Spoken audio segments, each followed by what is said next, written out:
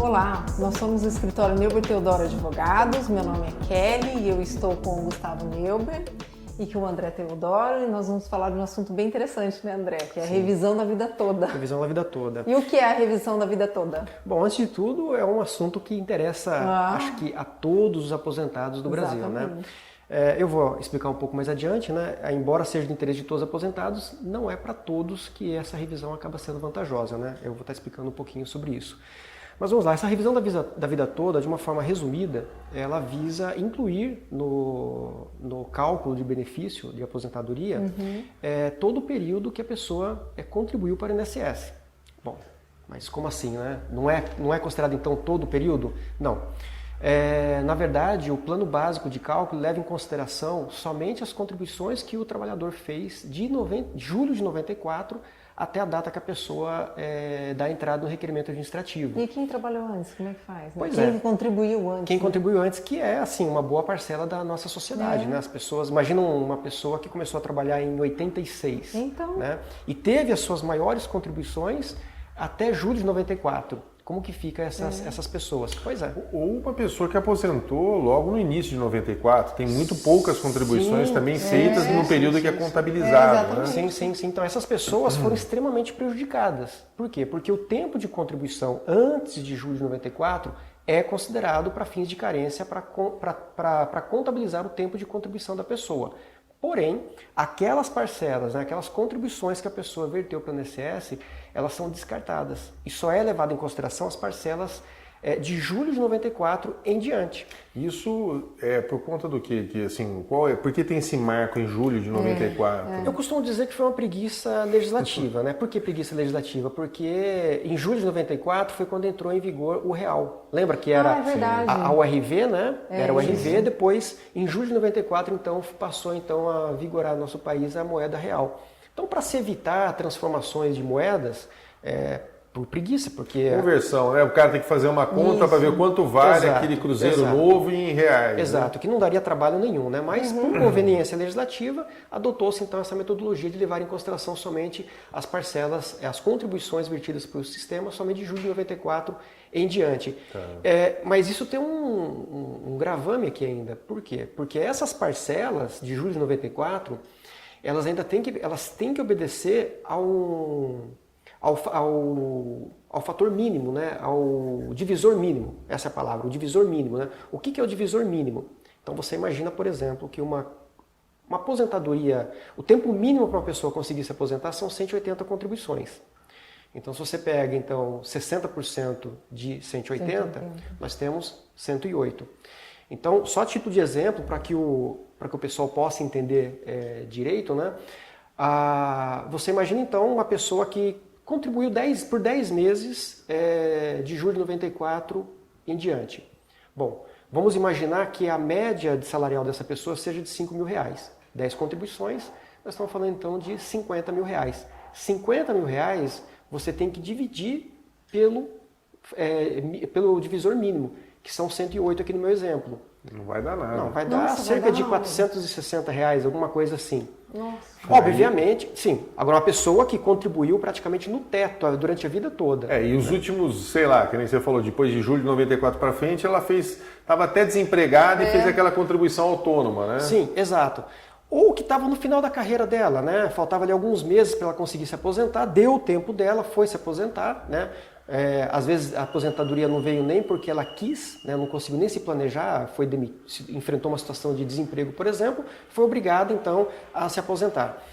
Pois bem, essa pessoa, o prejuízo dela é evidente, né? Imagina que ela vinha contribuindo praticamente no teto. Né? Ia poder se aposentar com o teto. Ia poder se teto. aposentar no teto, de repente ela se vê com benefício de R$460. Exatamente. Obviamente que esse valor, né, sendo abaixo do salário mínimo, ele seria então reajustado para o salário mínimo. Mas uma pessoa que tinha uma perspectiva, né, no meu exemplo, de receber uma média, um benefício de aproximado de R$5.000, receberia somente um salário mínimo. Então isso não há dúvida que trouxe um prejuízo muito grande para o trabalhador, né? Muito grande mesmo. Mas o que acontece? Isso sempre foi discutido no judiciário, mas sempre prevaleceu a lei. Recentemente, né, quando eu digo recentemente, eu diria de uns 15 anos para cá mais ou menos, o Judiciário então começou então, a acolher essa tese, né, que seria o quê? O afastamento desse divisor mínimo e permitir que todo o período contributivo entrasse no plano básico de cálculo para que a pessoa pudesse, então, obviamente, usufruir do benefício que ela contribuiu durante toda a sua vida. É o justo. Claro. Seria, por exemplo, uma média assim, de tudo que ela contribuiu, esse cálculo? Sim, na verdade, até novembro de 99, o cálculo era feito com base nas últimas 36 contribuições, de um período de 48 meses. De novembro de 99 em diante, então a lei mudou também, né? E passou então a ser a média aritmética simples de 80% das maiores contribuições. Tá? Mas, então veja, então você pegava então 20%, pegava por quê? Porque já mudou também com a reforma, essa que teve, essa que teve agora em 2019, né? A emenda constitucional número 103. Então, de novembro de 99 até novembro de 2019, você então, o cálculo do benefício é feito com base na média aritmética das 80% das maiores contribuições. Tá? Afastando esse limite temporal, né? Então você consegue fazer com que seja 80% das maiores contribuições desde quando a pessoa começou a efetivamente contribuir para o INSS. Ou seja, é realmente a vida toda, né? Lembrando que esse cálculo é feito só até novembro de 2019, quando entrou em vigor a reforma da Previdência. Você começa a fazer esse cálculo a partir de 94? Não, na verdade assim, a lei determina que seja a partir de julho de 94 em diante. Tá. E essa revisão, ela visa o quê? Ela visa incluir as contribuições que o segurado contribuiu durante a sua vida toda. Então, se ele começou a contribuir antes. Então, exatamente. Então, a intenção aqui é tirar esse óbice, essa o data, marco esse marco aqui de julho de 94, para que possa incluir no plano básico de cálculo todo o período contributivo da pessoa, desde quando ela começou Aí ele vai considerar esses 80% das melhores contribuições, mas da vida toda. Da vida toda. Então ele vai retroagir até o primeiro recolhimento dele. Então, se ele começou a trabalhar em 82... Vai incluir desde a primeira contribuição dele. O prejuízo aí, pelo que eu estou entendendo, é que se a pessoa tinha de 94 para frente, ela tinha, vamos dizer assim, a possibilidade de perder muitas contribuições significativas que iam subir o valor e na hora que divide por 108, acaba dando um número menor. E que se fosse pegar 80% das melhores de todo o período, ela ia separar as melhores mesmo, dividindo por 108 vai dar um número maior. Exato. Na verdade, inclusive, nós temos aqui alguns casos no escritório que a diferença tem sido brutal. Brutal. Tem casos que chega a quase dobrar o valor do benefício. Né? Fora dobrar? Por exemplo, se a pessoa aposenta com R$ 2.300, mais ou menos, que eu já vi muitos casos aqui de pessoas que têm esse rendimento, passaria a dobrar esse valor? Não, do tipo ganhar 5 mil, não sei? Existe essa possibilidade. Existe essa possibilidade, mas não é em todos os casos. Porque por isso que tem que fazer uma revisão. Você imagina mesmo, de todas as parcelas. O exemplo que ele deu, a pessoa começa de 94 para frente a considerar os recolhimentos. Mas ela aposentou, ela teve 5, 6 contribuições e aposentou. De julho de 94 para frente, se somar isso, dividir por 108, dá menos do que o salário mínimo. Ele aposenta o salário mínimo, mas se ele faz da vida toda, na média, às vezes ele ia dar o teto. Exato. Então você imagina, a pessoa sai de um salário para o teto da Previdência. É uma coisa absurda, que não poderia nem ser admitida, né? Não poderia, mas infelizmente isso vigorou durante muito tempo e, para ser sincero, não está pacificado ainda. Ainda não. Ainda não. Porque, na verdade, isso é uma novelinha, né? Na verdade, isso chegou até o Superior Tribunal de Justiça, o Superior Tribunal de Justiça afetou a matéria, suspendeu todos os processos que estavam tramitando no Brasil. Né? E está tudo suspenso no momento. Tudo suspenso. Mas aí, quando o Superior Tribunal de Justiça finalmente julgou a favor do contribuinte, né, a favor do segurado, o INSS ingressou com uma ação no Supremo Tribunal Federal, também afetou a matéria, determinou a suspensão de todos os processos. Né? Mas, finalmente, né, foi em fevereiro desse ano agora de 2022, por isso que é uma matéria muito quente, né? Assim, a gente está recebendo uma demanda muito forte em cima dessa questão, é que o Supremo Tribunal Federal, através do plenário virtual, aprovou por maioria de votos, aprovou essa revisão da vida toda em favor do segurado. O problema, né? Todo mundo festejou, todo mundo agora não tem mais para onde recorrer, né? Porque se o Supremo se ele falou que está decidido, né? No plenário do Supremo Exatamente. Tribunal Federal. Então, assim, todo mundo festejou, né? Saiu na mídia, né? Você pode melhorar seu benefício, tá, enfim, né? Mas o que acontece? Um dos ministros, né, para ser mais específico, foi o Cássio Nunes. Ele pediu destaque do plenário virtual. O destaque do plenário virtual, só para que as pessoas entendam, né, é quando um ministro do Supremo Tribunal Federal ele determina que aquele julgamento seja novamente feito pelo plenário físico do tribunal.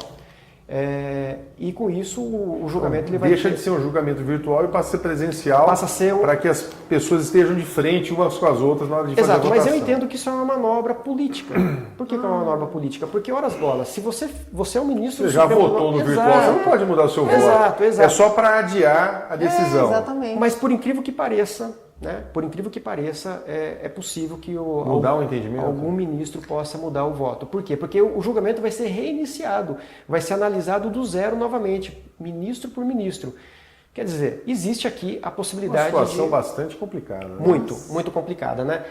A expectativa é que não faria o menor sentido um tribunal que julgou de uma forma no plenário virtual mudar o entendimento da hora para outra. Com a mesma formação, Exato. os mesmos ministros agora julgaram a mesma matéria de forma diferente do que tinham julgado. Não faria o menor sentido, né? Então, a grande expectativa é que o tribunal, né, que o Supremo Tribunal Federal mantenha essa benesse para o trabalhador, que assim é uma questão de justiça. Basta fazer uma continha que você vai ver aqui que realmente é uma questão... Está corrigindo uma injustiça, não está pedindo nenhum benefício, é só acertando. Exatamente. O cara recolheu sobre um valor que é real, né? Ele não está pedindo mais do que ele tinha direito. Exato. É que escolher uma forma de apurar que torna aquela conta prejudicial, né?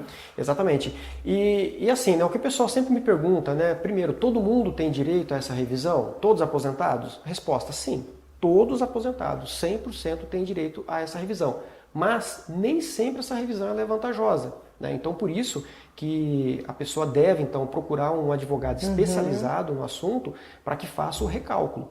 Porque muitas vezes, o que é o recálculo? Então vamos lá, quando o aposentado obteve o benefício dele, foi feito então o cálculo, 80% das maiores contribuições a partir de julho de 94 até o dia que ele se aposentou. Então é necessário fazer um novo cálculo, mas agora levando em consideração todas as contribuições. Aí se cai, né? Vamos dizer, considerando todas a média baixa, exato. Aí não é vantagem. Exatamente. Né? Então por isso que você tem que comparar a RMI original, né, a renda mensal inicial original, e a renda mensal inicial agora às corrigida. Vezes, considerar um período menor que concentrou as melhores contribuições de 94 para frente, a revisão da vida toda não é vantajosa. Geralmente, quem tem um período contributivo, o maior período contributivo, depois de julho de 94, essa revisão ela não é vantajosa. Todos os casos, 100% dos casos que chegam no escritório, nós fazemos a planilha, nós fazemos o recálculo, né, independente se a pessoa teve mais contribuição a partir de julho de 94 ou não, mas todas elas a gente faz o recálculo para ver se a média acaba sendo vantajosa ou não. Mas o que eu tenho percebido aqui é que as pessoas que têm o maior número de contribuições a partir de julho de 94, essa revisão não é vantajosa. É vantajosa. É vantajosa para quem teve o maior período de contribuição antes de julho de 94. Tá. E isso se justifica até porque quando a pessoa começa a trabalhar com 18 anos, ela não está ganhando tanto quanto ela chegar nos 40, velha, nos 50 anos. Né? Geralmente no final da carreira dela que ela começa a receber. E o que ela precisa de documento para poder fazer essa apuração? Basicamente são só dois, que é o CNIS, né? O extrato... você tira no site do INSS, né? Isso, exato. É o extrato CNIS, como você mesmo disse, né? Você consegue até pelo aplicativo do meu INSS. Pelo aplicativo. Você vai lá na loja de app lá do seu celular, tem lá, né, puxa lá meu INSS. Baixa o aplicativo, faz um cadastro lá que ele é autodidático, né? Com login e senha você procura lá o meu INSS, né? O CNIS, extrato CNIS. Esse extrato CNIS, que é o Cadastro Nacional das Informações Sociais, ele tem todas as informações que o advogado precisa para fazer esse recálculo. Mas ele precisa também da carta de concessão. Por quê? Porque na carta de concessão que tem ali... Da aposentadoria. Então ele precisa do extrato CNIS saber quando e da carta de a carta de concessão. A carta de concessão para que o profissional ali tenha ali as referências do que ele vai comparar com o quê. Né? Tá. Então... André, eu tenho mais uma dúvida. Uma pessoa que se aposentou, por exemplo, em 2002, ela pode pedir essa revisão? Não. Na verdade não, porque existe um prazo decadencial de 10 anos. A partir da data que a pessoa se aposenta. Na verdade, não é a partir da data que a pessoa se aposenta, né? Na verdade, é a partir do primeiro dia útil do mês subsequente que ela recebeu a primeira... Da carta de aposentadoria, deferimento. Né? Na verdade, é o primeiro dia útil subsequente ao primeiro pagamento do benefício. Tá? Então, se ela recebeu o benefício em 5 de janeiro de 2002, o prazo prescricional começa, então, em 1º de fevereiro de 2002. Primeiro dia útil do mês subsequente então ao recebimento do primeiro benefício. Então essa pessoa, por exemplo, do meu exemplo, ela não poderia. Ela então hoje a gente tem que considerar que as pessoas que podem receber são as aposentadas com 10 anos para trás. Então vamos falar assim, nós estamos falando de 2012. 2012. Então essas pessoas têm que tomar um certo cuidado, fazer esse cálculo e ver, porque logo elas podem estar já com prazo decadencial ali para entrar com essa ação. E pode perder a chance aí de... E sem contar que assim, né, existe duas vertentes aqui. Existe uma vertente que inclusive isso será alvo também de modelação do Supremo Tribunal Federal, né? Existe a possibilidade, que é o que eu acho que é o mais, vamos dizer assim, o mais provável que vai acontecer, é que você possa requerer os últimos 5 anos. Então você pode requerer os últimos 5 anos. Mas há quem defenda que, na verdade, você poderia receber desde quando você foi beneficiado com a concessão do benefício. Entendi. Desde a data, se não tem 10 anos, então retroage 10 anos. Não seria os últimos 5 anos. Exato. Seria talvez desde quando você começou Mas você fala isso aí para receber a diferença que você teria direito e não estava recebendo. São os atrasados. Mas dali para frente... Não, dali para frente é certo, né? Agora existe a tese que seria dos últimos 5 anos... Daquilo que ela deveria ter recebido e não recebeu, ela vai receber acumulado. Ou de 5 anos ou de 10.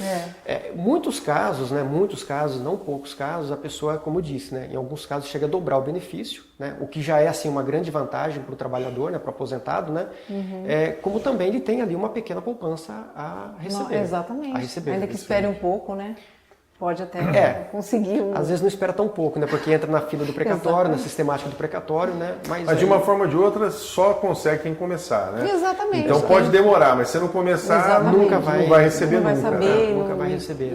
Exatamente. Por isso que é interessante correr atrás desse benefício, que é bem interessante, né?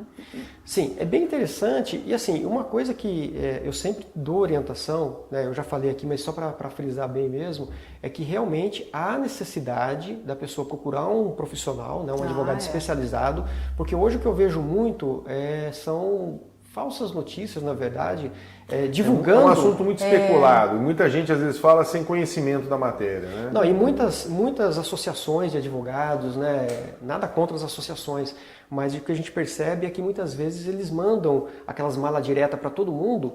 E a pessoa, obviamente, né, geralmente são pessoas... Não tem conhecimento dessa matéria, vai se informar, né? E muitas vezes, para ter essa informação, ele tem que pagar um valor. Para fazer o cálculo, tem que pagar um valor. Que na verdade o que a pessoa está vendendo é o serviço do cálculo e não o serviço de obter o benefício. Que às vezes a pessoa nem tem, que ela nem precisaria. Direito, se ela for um profissional que vai acolher isso eventualmente por uma ação, ele vai fazer isso para poder saber se ela tem direito ou não, sem cobrar até. Né? Veja, eu não acho errado a pessoa cobrar para fazer esse cálculo, porque de fato tem um trabalho, né? Tem realmente ali uma demanda que o profissional vai precisar realmente de um tempo para analisar documentos, então não acho errado cobrar por isso. Então, o nosso escritório, ele tem por política de não cobrar por esse cálculo, tá? Veja, eu não acho errado cobrar pelo cálculo, desde que a pessoa saiba que ela está pagando por aquele serviço determinado. Né? Se a pessoa vai até um escritório, uma associação, e a pessoa explica que vai cobrar por aquele cálculo, né? E a depender daquele cálculo irá postular aquele benefício, aquela revisão, eu não vejo nada de errado com isso. Aonde que está a pegadinha aqui? A pessoa cobra para fazer um serviço, né? Depois, ela apresenta um cálculo e fala, olha, não deu certo, para você não é vantajoso, e a pessoa acabou ali pagando por um serviço que não foi bem aquilo que ela esperava. Às vezes não tem direito também. Muitas vezes. O direito em si, ele existe, mas ele nem sempre é vantajoso, como a gente explicou aqui. Às vezes, o valor da RMI revisada ela é inferior ao valor da RMI original.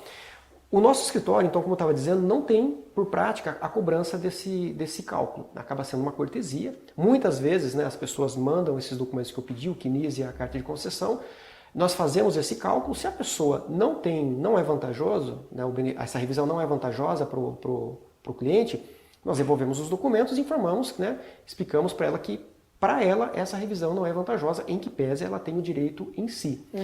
Agora, se a pessoa tiver o direito, nós ingressamos imediatamente com a ação, né, e cobramos pelo serviço prestado, desde que a pessoa tenha sucesso na ação. Então assim, quem tem aposentadoria de 10 anos para cá, vale a pena consultar um profissional para saber se ela tem vantagem em obter essa revisão. Se ela tiver essa vantagem, convém a contratação e realização de serviço, porque isso vai trazer resultado. Mas uma dúvida que eu tenho é assim, essa revisão da vida toda é só para o benefício de aposentadoria? Não. Só para quem está, vamos falar assim, está preocupado com o valor da sua aposentadoria, ou tem outros benefícios que podem ser recalculados? Essa revisão, na verdade, ela aborda, obviamente, todos os tipos de aposentadorias, né? Aposentadoria por idade, aposentadoria por tempo de contribuição, aposentadoria especial, enfim, todas as espécies de aposentadoria. Envolve também, né, a pensão por morte, que na verdade a pensão por morte nada mais é que um benefício derivado, né, de uma aposentadoria. E também ela também alcança também os benefícios de auxílio acidente e auxílio doença. Então não é limitado a... Então quem está recebendo esse benefício também pode buscar o auxílio do advogado com essas informações, ou de um outro profissional que consiga apurar esse resultado, saber se o que ele está recebendo pode ter um acréscimo, considerando essa possibilidade da revisão da vida toda, é isso? Sim, exato. E, como eu falei, né, o benefício de auxílio-doença, auxílio-acidente, muitas vezes a pessoa nem está mais recebendo, mas se ela recebeu e está dentro desse lapso temporal de 10 anos, ela pode eventualmente fazer uma diferença que ela deveria ter recebido e não recebeu. Exatamente. Interessante aí. Então veja que tem se alguém recebeu esses benefícios nos últimos 10 anos, deve procurar alguém para fazer um cálculo e saber se ela teria direito de ter um complemento. Exatamente. Uma diferença que ela poderia ter recebido, mas não recebeu. E aí ela vai reivindicar e receber o acumulado. Exatamente. Bom, mas assim, só para a gente finalizar então o tema, né?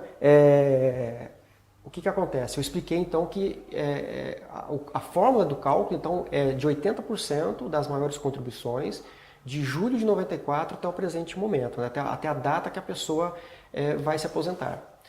Hoje, por força da reforma da Previdência, essa fórmula agora não é mais 80%, é 100% das contribuições. 100%? 100% das contribuições. E vale também, se o Supremo chancelar essa revisão, vai valer então, será então 100% de toda a vida, e não somente dos... Isso é bom?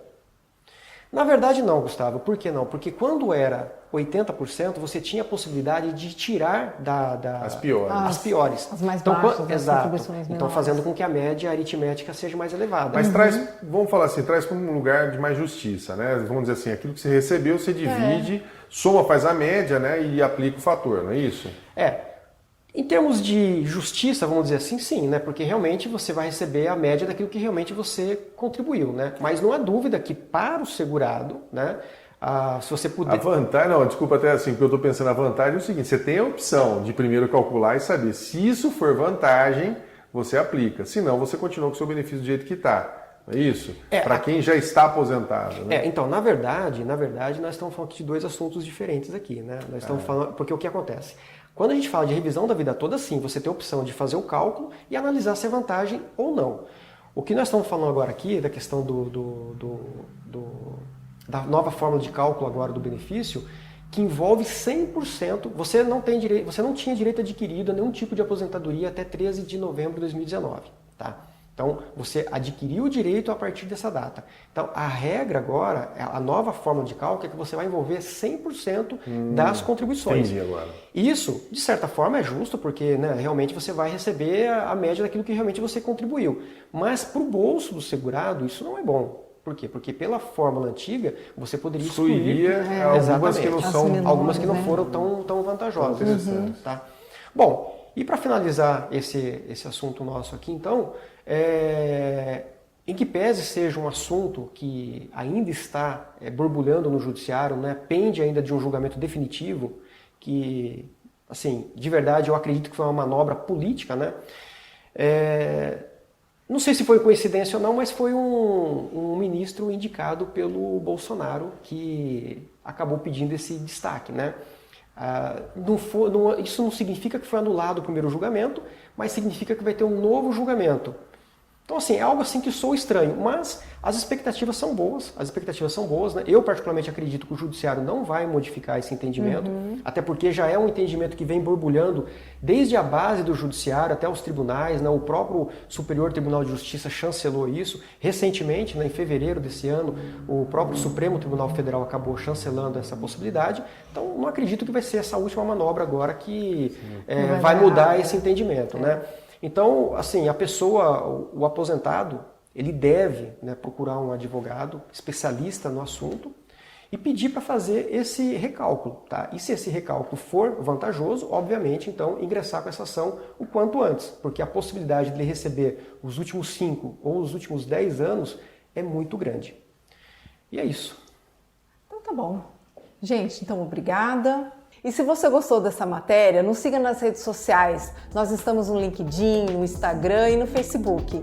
Muito obrigada e até a próxima!